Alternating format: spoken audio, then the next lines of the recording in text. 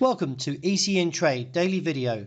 Before we begin, it should be noted that any advice is of a general nature only and that your personal circumstances have not been taken into consideration. Hello everyone, my name is Rob Clayton and thank you for joining me. Well, yet another day passes and the Australian dollar remains lackluster as all eyes look to the RBA today, which expects a 25 base point.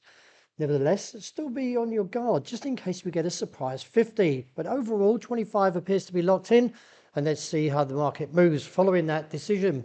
Overall, though, I still feel the potential downside move could be in favour, but could set up a bearish trap that would see the market snap back and show demand, and therefore stage a recovery in front of this 60-day moving average, which we can see is around 63.25. If so, I intend to see the market rally on to around 64 to 65 cents.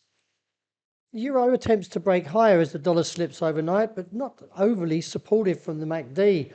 I still feel there is a further downside risk, and that is towards the region of 109 to 110 before the correction back towards the region of 115. Dollar yen was a little bit mixed overnight, but still on track to target the level of 144. That could progress further down towards 142 to 140, given the fact that the technicals are breaking down.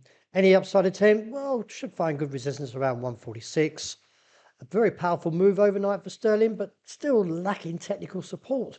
I'm not overly bullish in this pattern, and I still feel the downside risk may come into play around 129 to 130 before the full rally on to 134. Turning to commodities, still a weaker play, and looking at the downside, still poses a risk towards the region of 3,125 as initial target. It did reject off this trend line, and it may do so again and correct back to 3,300 to 3,400.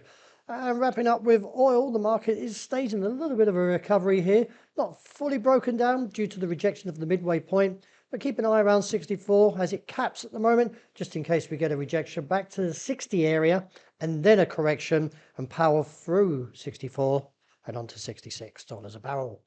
Well, that's a wrap. Thank you for joining me, and as always, look out for the intraday report, and I hope you enjoy the great start to the day.